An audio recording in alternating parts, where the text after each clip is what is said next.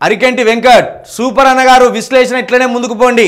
తప్పకుండా తూకం వేసినట్టు ఇట్లా ఇట్లా తూకం ఉంటుంది కదా, తరాజు వేసి బాట్లెత్తే అటు ఇటు సమానం ఉన్నట్టు మాట్లాడతా.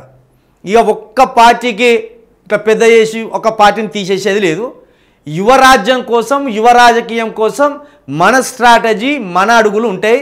బీఆర్ఎస్ గొప్ప కాదు, కాంగ్రెస్ చెత్త కాదు, బీజేపీ ఇంకా గొప్ప కాదు. ఈ మూడు పార్టీలలో సిండికేట్ రాజకీయం నడుస్తుంది.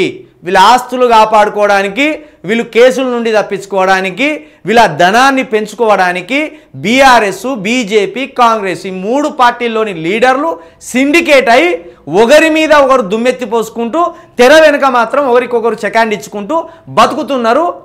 వీళ్ళు కాలం వెల్లదీస్తున్నారు. కాబట్టి వీళ్ళ మాయలో పడకుండా తెలంగాణలోని ప్రజలకు, తెలంగాణ యువకులకు 100% నిజం ఉన్నది ఉన్నట్టు చెప్పే ప్రయత్నం చేస్తాం.